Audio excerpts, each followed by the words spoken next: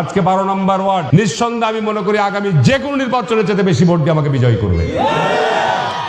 আসসালামু আলাইকুম ওয়া রাহমাতুল্লাহি ওয়া বারাকাতুহু। বিসমিল্লাহির রহমানির রহিম।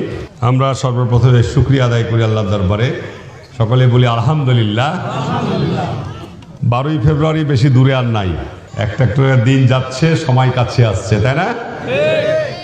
আগামী 12ই ফেব্রুয়ারি নির্বাচনকে সামনে রেখে ধানের শীষ প্রতীকের আজকের এই নির্বাচনী জনসভার সভাপতি তরিকুল, এখানে উপস্থিত আছে আমাদের পৌরসভার আগামী দিনের মেয়র প্রার্থী আমাদের নজরুল ইসলাম, এখানে কামরুজ্জামান, ছেলে রাফি, আমাদের পিছন দিকে আছে আনারুল, আমাদের সাইদুর সহ মহারাজপুর হাই স্কুল মাঠে, যদিও আজকে শবে বরাতের রাত্রি অনেকে রোজা ছিল, যে কারণে মিটিংটা তাড়াতাড়ি শেষ করতে হয়েছে। গোটা মাঠ পরিপূর্ণ, একই আওয়াজ যে আজকে যারা গুজব ছড়াচ্ছে, যারা বিভ্রান্তি ছড়াচ্ছে, যারা মিথ্যা কথা বলছে, এদের কাছে আমরা পরাজিত হব না, এদের কাছে হার মানব না। এরা গুজব পার্টি। আজকে আগামী নির্বাচনকে সামনে রেখে আমাকে আপনারা ইতিপূর্বে পাঁচবার জাতীয় সংসদে নির্বাচনের প্রার্থী হিসেবে পেয়েছেন, ঠিক না? এবং 5বারই আমাকে নির্বাচিত করেছেন। এবার আমি 6ষ্ঠবারের মতো নির্বাচনে প্রার্থী হয়েছি। আপনাদের সমর্থন চাই। কি আছে সমর্থন? আপনাদের দোয়া চাই। দোয়া আছে তো? চরমনপুর প্রতিবার আমার নির্বাচনী প্রচারণার প্রথম দিনই এখানে আমি সভা দিই, তার ব্যতিক্রম এবারও করি নাই। আজকে চরমনপুরের যে স্কুল মাঠে দাঁড়িয়ে কথা বলছি, এই স্কুল ভবনটি কার করা? এই স্কুলের মাঠ ভরাট কার করা? ওই নতুন মডেল স্কুলটি কার করা? ওই স্কুলের জায়গা সংকুলন মাটি কিনা পর্যন্ত দিয়েছিলাম, কে দিয়েছিল? আজকে চরমনপুর, আমি যখন 96 সালে ভোট করতাম তখন আপনারা আফসোস করতেন যে 103 বছরের পুরানা পৌরসভা, আমাদের না আছে রাস্তা, না আছে আপনার বিদ্যুৎ, না আছে আমাদের ভালো কোনো স্কুল, কি একটা বেহাল দশা। সেই অবস্থার এখন পরিবর্তন হচ্ছে।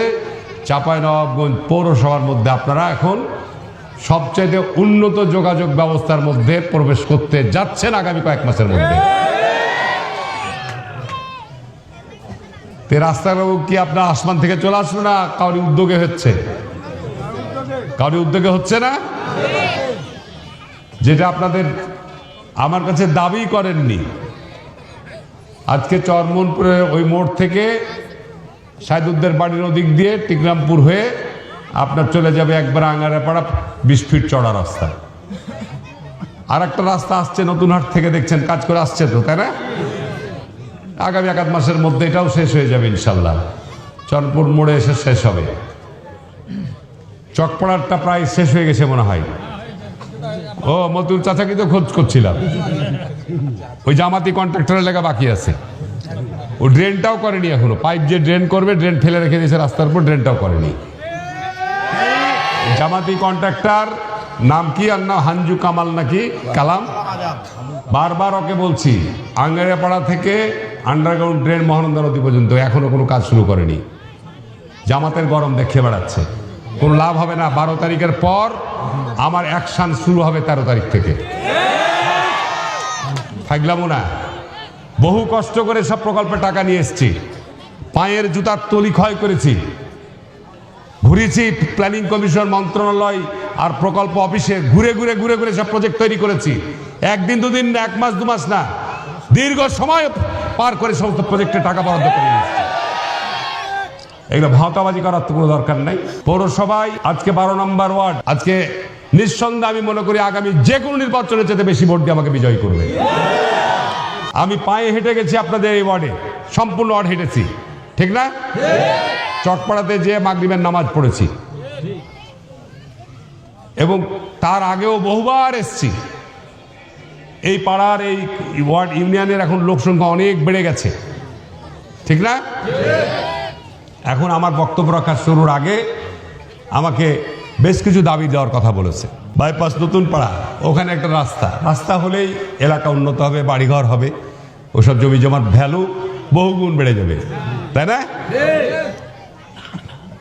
মাইনুলের বাড়ি নিজ দিক দিয়ে রাস্তা, ওর বাড়িতে রাস্তা তো করাই লাগবে।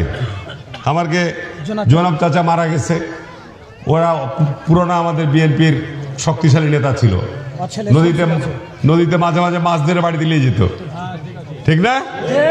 এরা হলো জান দাও ভালোবাসা মানুষ, ঠিক না? ঠিক। এখন ওর বাড়ির রাস্তা এগুলো আমাকে দেখতে হবে, যেগুলো বৃষ্টির সময় বন্যার সময় ডুবে ডুবে যায় কিনা, এইসব রাস্তা করতে হবে। তার কারণে কিন্তু বাড়িঘর হয়ে গেছে এখন, তাই না? শফিকুলের বাড়ি থেকে সালামের ঘাট পর্যন্ত রাস্তা, জামাইপাড়ার রাস্তা, চরমোহনপুর দক্ষিণপাড়া সরকারি প্রাথমিক বিদ্যালয়ের মাঠ ভরাট, এটা দ্রুত করে দেবো। এইটা এমপি হয়েই আগে করব, তার কারণ এইখানে আমাদের বাচ্চারা লেখাপড়া করে, তাই না? তারা এখানে পিটি প্যারেড করবে, ভালোভাবে লেখাপড়ার পরিবেশ, বাচ্চাদের দিকটা আগে আমাদের দেখতে হবে, তাই না? এরাই বড় হয়ে আমাদের এলাকার সংস্কৃতি সন্তান হবে, তাই না? যে কারণে এই এমপি হওয়ার পর পরে আপনারা খালি 12 তারিখে আমাকে পার করে দেন, 13 তারিখ থেকে কাজ শুরু করে দেবেন ইনশাল্লাহ। এটার বাউন্ডারি চেয়েছেন, বাউন্ডারি পাস, এটার বাউন্ডারি ইনশাল্লাহ হবে, ঠিক আছে? তাহলে তো এতগুলো দাবি যেগুলো শুনালাম, এটা আপনাদের শুধু আপনাদের ওয়ার্ডের দাবিটুকু বললেন। একটা টিকা কেন্দ্র চেয়েছেন, এটা দেখবো পৌরসভার নীতিমালার মধ্যে টিকা কেন্দ্র করার যদি কোনো সুযোগ থাকে সেটার ব্যাপারে ব্যবস্থা নেব।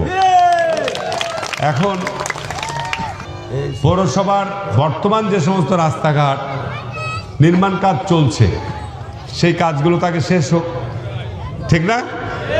এমনি আপনার এখন পৌরসভাতে যে কোনো দিকে চলতে গেলে এদিকে ড্রেন, ওদিকে রাস্তা, ওদিকে কার্পেটিং, যে কারণে সব একটা বেহাল অবস্থার মধ্যে আছে। আপনাদের যে নতুন রাস্তা যেটা আমাদের ব্রিজের পাশ দিয়ে যে রাস্তাটা আপনার আমাদের কি মোড়টা বলে, নতুন রাস্তা যেটা বীরের ফেলানে যে উঠেছে, সেটা কার্পেটিং হচ্ছে। আশা করছি 10-15 দিন লাগবে আর কার্পেটিং শেষ হতে, তাহলে ওই রাস্তাটা চালু হয়ে যাবে ইনশাল্লাহ। তাহলে আপনাদের যাতায়াত করার পথ আর একটা নতুন রাস্তা হবে। তা আপনাদের শুধু আমি এই ওয়ার্ডের দাবি দেওয়ার কথা বললাম। নির্বাচন সামনে রেখে আজকে খুব দুর্ভাগ্য আমাদের জাতির জন্য, বাংলাদেশ ছাড়া পৃথিবীর দ্বিতীয় কোনো দেশ নাই, একমাত্র বাংলাদেশ হচ্ছে ব্যতিক্রম, যারা বাংলাদেশের স্বাধীনতা চায়নি, যারা বাংলাদেশের স্বাধীনতার বিরুদ্ধে মুক্তিযোদ্ধাদের হত্যা করেছে, যারা মুক্তিযোদ্ধাদের বাড়ি ঘরে আগুন দিয়েছে। 71 সালে আমাদের যুবতী মা বোনদেরকে পাকিস্তানদের ক্যাম্পে তুলে দিয়েছে। কি এটা কি মিথ্যা কথা বলছি আমি? যে কারণে তারা দেশের স্বাধীনতার পর তাদের দলকে নিষিদ্ধ করা হয়েছিল। এখন বড় বড় আস্ফলন দিচ্ছে। পৃথিবীর কোনো দেশে নাই যে স্বাধীনতার যারা বিরোধিতা করে, স্বাধীনতার যুদ্ধের সময় যারা দেশের স্বাধীনতার বিপক্ষে থাকে, তারা ওই দেশের আবার রাজনীতি করার সুযোগ পায়। আজকে জামাতে ইসলাম, জিয়াউর রহমান রাজনীতির পট পরিবর্তনের পর, বহুদলীয় গণতন্ত্রের পথ উন্মুক্ত করে দেওয়ার পর জামাতে ইসলামকে নিবন্ধনদের রাজনীতি করার সুযোগ দিয়েছে, ঠিক না বেটি বলছি ভাই আমার? অথচ আজকের এই 5ই আগস্টের পট পরিবর্তনের পর এদের যে ঔদ্ধত্য, এদের যে আস্ফলন, এদের যে বক্তব্য, ইনশাল্লাহ 12 তারিখে দেশের জনগণ বিএনপিকে রায় দিবে, কোনো সন্দেহ নাই। আমরা দেশে শান্তি চাই, আমরা দেশকে অগ্রগতির দিকে এগিয়ে নিয়ে যেতে চাই। আমরা দেশে মানুষকে মিথ্যা ভাওতা আশ্বাস দিয়ে সংকট তৈরি করতে চাই না। জামাত ইসলাম এর আগে আপনার তারা নিজেদেরকে আল্লাহর দল মনে করে, কিন্তু আমি বলবো এটা শয়তানের দল। যারা জামাত ইসলাম করেন তাদেরকে, যে সমস্ত মসজিদের মুলবি ইমাম যারা ইমামতি করেন, তাদেরকে আগে জবাব দিতে হবে। জামাত ইসলামের প্রার্থীরা আজকে সারা বাংলাদেশে যে সমস্ত মিথ্যাচার করছে, যে সমস্ত কথা বলছে, ওদের আমির গতকালকে চিটাঙে যে বলছে যে স্বাধীনতার ঘোষক নাকি কর্নেল অলি আহমেদ, কোনদিন নাম শুনেছেন ভাই? বিএনপির সাবেক মন্ত্রী ছিল, এমপি ছিল, উনি জামাতে যোগ দিয়েছে। এখন এমন ফুরফুরে হয়ে গেছেন, উনি জামাতে যোগ দিয়েছেন, উনার কারণেই, জামাত ইসলামের বিপক্ষে উনি কথা বলার কারণে উনি বিএনপি ত্যাগ করেছিলেন, যে বিএনপি জামাতকে আশ্রয় প্রশ্রয় দিচ্ছে। আর আজকে ওনাকে কোলে নিয়ে উনি বলছেন যে উনি নাকি 71 সালে চট্টগ্রামের বীরচট্টলার বীর সন্তান স্বাধীনতার ডাক দিয়েছে। এটা কি সত্য? এরা কত বড় মিথ্যাবাদী!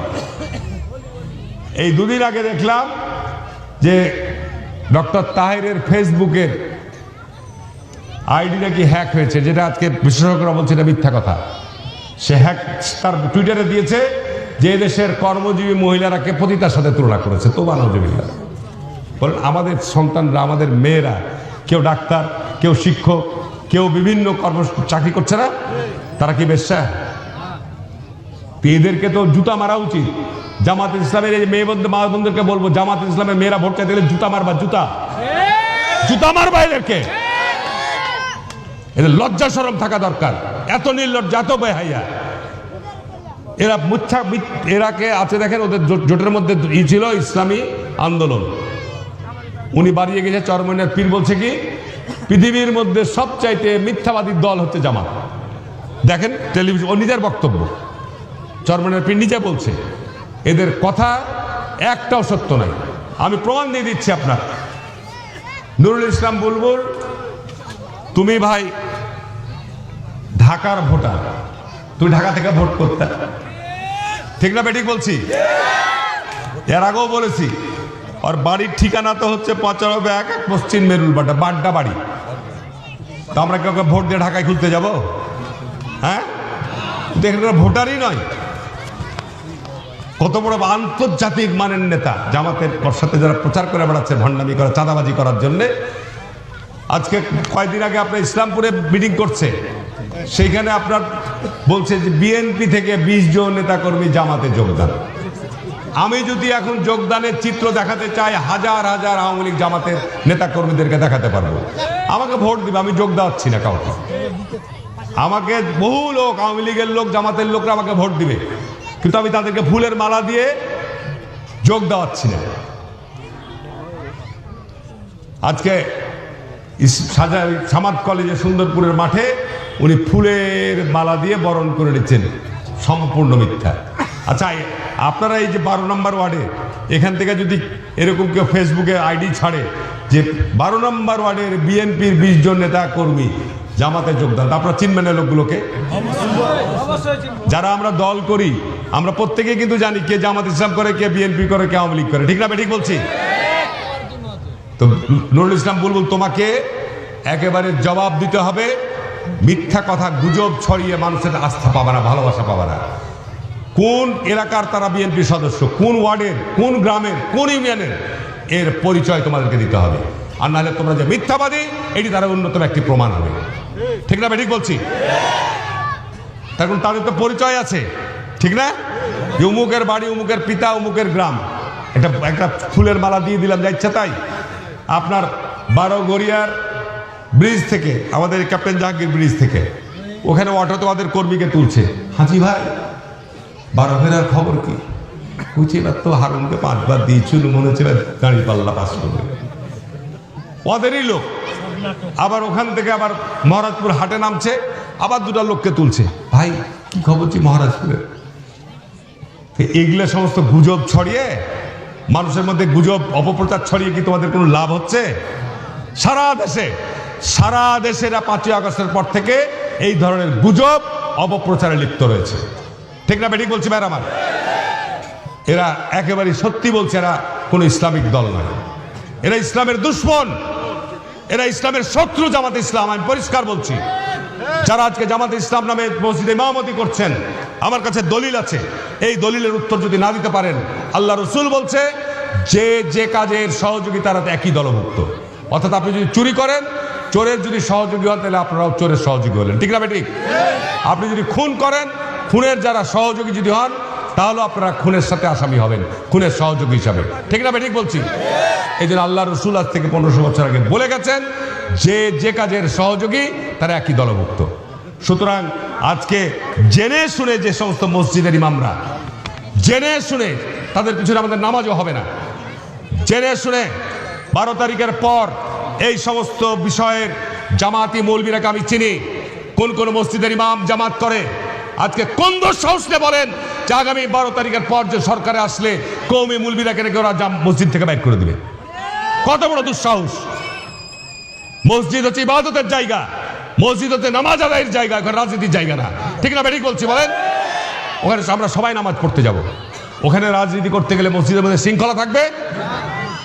তুমি রাজনীতির মঞ্চকে তুমি রাজনীতি যা খুশি করো গা, তাফসির মাহফিলকে আজকে তোমরা রাজনীতির মঞ্চ বানিয়ে ফেলেছো, যে কারণে আজকে কোরআনের তাফসির মাহফিলে তোমাদের এই মৌলবি জায়গায় যায়, সেসব জায়গাতে লোক হচ্ছে না। ঠিক না বেঠিক বলছি বলেন? আজকে যে সমস্ত মসজিদের ইমামরা জামাতের কর্মী, জামাত সমর্থিত, তাদেরকে এই সমস্ত বিষয়ের দলিল এবং তথ্য দিতে হবে, না হলে জামাত আপনাদেরকে ছাড়তে হবে। আমি পরিষ্কার বলছি না, আমার শব্দ কিন্তু আমার ইউটিউবে যাবে, ফেসবুকেও যাবে। তার কারণ একজন ভণ্ড মুফতি বলেছে জামাত ইসলামকে একটা ভোট দিলে আপনি 18 কোটি মানুষের নামাজের সওয়াব পাবেন। তোবা নাউজুবিল্লাহ। কোনো দলিল আছে? হাদিস কোরআনের দলিল আছে এরকম? আছে? যদি না থাকে, এই যে ভণ্ডকে তো জামাত শাস্তি দেয়নি, তার এমপি থেকে প্রত্যাহারও করেনি, তার মানে তারা একটা স্বীকার করে নিয়েছে। ঠিক না বেঠিক বলছি? দ্বিতীয়ত হচ্ছে বিড়িতে সুকটান দিয়ে দাঁড়িপাল্লায় ভোট চাইলে আল্লাহ মাফ করে দিতে পারে। তোবা নাউজুবিল্লাহ।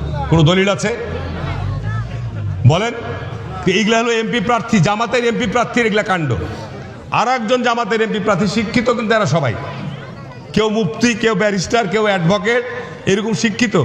আর একজন বলছে শিশির মনির, সুপ্রিম কোর্টের লয়ার, সেবার বলছে কি রোজার পূজা মুদ্রার এপিটপি হলো। এইসব কথার কি জামাত প্রতিবাদ করেছে? জামাতের যারা আজকে আমির, জামাতের যারা নেতা, তারা কি বলেছে যেগুলো সঠিক না? বলেছে? তাহলে আজকে যে সমস্ত মৌলবি সাহেবরা জেনে শুনে জামাতের জন্য ওয়াজ করছেন, মাহফিল করে বেড়াচ্ছেন, ভোট চেয়ে বেড়াচ্ছেন, তারা একই দলভুক্ত হবেন না? হবেন না বলেন? হবে না বলেন? আপনি বলছেন জামাত না করলে আপনি স্পষ্টত অমুসলিম। আরে বাবা, আমি জামাত করি না, আমি 5 ওয়াক্ত নামাজ পড়ি, আমি হজ করে এসেছি, আমি উমরা করেছি, আমি কোরবানি দিই, আমি হজ না জাকাত দিই, আমি আপনার রোজা রাখি, আমি মুসলমান না? আমি লা ইলাহা ইল্লাল্লাহু মুহাম্মদ রাসূলুল্লাহ কালিমা বিশ্বাস করি। জামাত কয়টা দেশ আছে বলেন তো? বলছে যে জামাত না করলে নাকি আপনারা অমুসলিম। এরা কত বড় ভণ্ডামিতে, কত বড় নিচু নেমে গেছে দেশের এই দুনিয়াবি ক্ষুদ্র স্বার্থের জন্য। মানুষ এগুলো জানতে আর বাকি নাই। ঠিক না?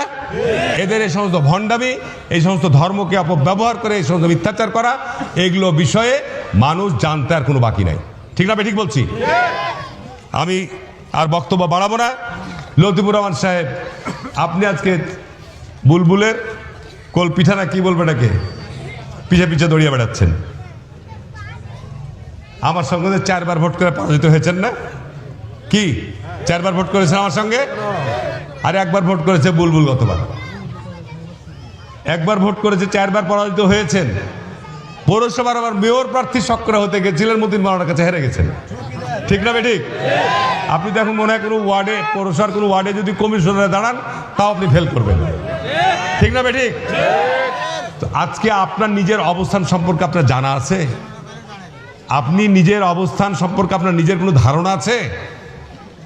আজকে আপনারা চাঁপাইনবাবগঞ্জের উন্নয়নের ব্যাপারে হারুন সম্পর্কে যদি কেউ সারা বাংলাদেশে যদি হারুন সম্পর্কে উন্নয়নের ব্যাপারে আমার কোনো অবহেলা থেকে থাকে, এইখানে এসছি 98 সালে বন্যার সময় আপনারা এই কোণাতে এসে নিয়ে এসছেন, বলছেন যে এই নদী ভাঙনে আমাদের বাঁধ করতে, তার মানে যে এটা পদ্মায় বাঁধ করতে হবে। ঠিক না বেঠিক?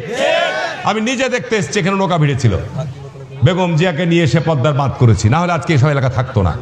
ঠিক না?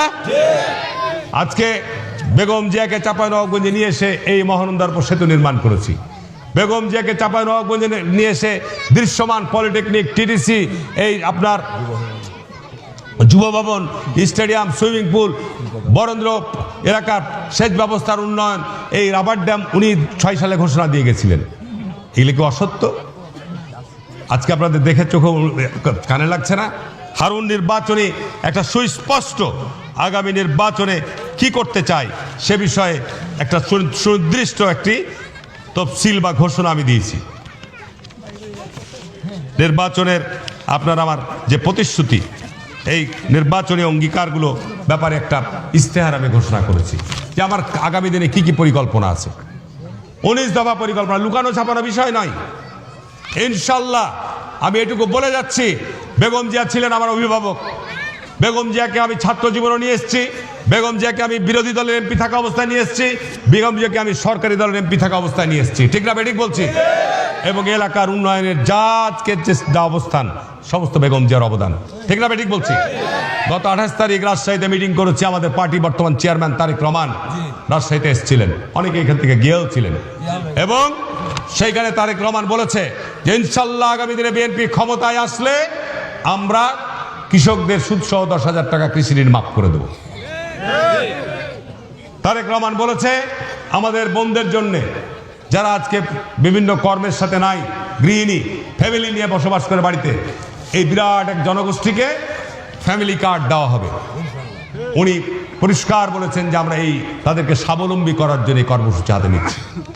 কৃষকদেরকে ফ্যামিলি কার্ড দিতে চেয়েছে, তো জামাত ইসলাম বলছে যেগুলো সব ভুয়া। বিএনপি রাজনীতিতে 75 সালে জন্মের পর জিয়া রহমান ইন্তেকাল করেছে, আমরা যে বলতাম বেগম জিয়ার মৃত্যুর আগে যে এত বড় জানাজা কাউরি ভাগ্যে জুটেনি, ঠিক না বেঠিক?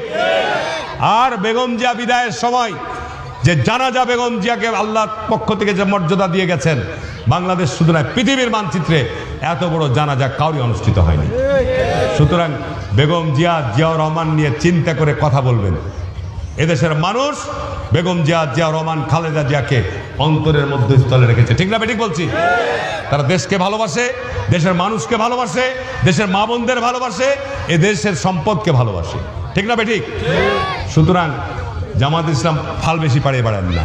12 তারিখে বুঝতে পারবেন যে কত ধানে কত চাল, ঠিক না ঠিক বলছি? সুতরাং আমি আর বক্তব্য বাড়ালাম না। ইনশাল্লাহ আগামী 12 তারিখের নির্বাচনে আপনারা আমাকে সমর্থন দেবেন। হাত তুলেন দেখি, সব হাত তোলা জানান।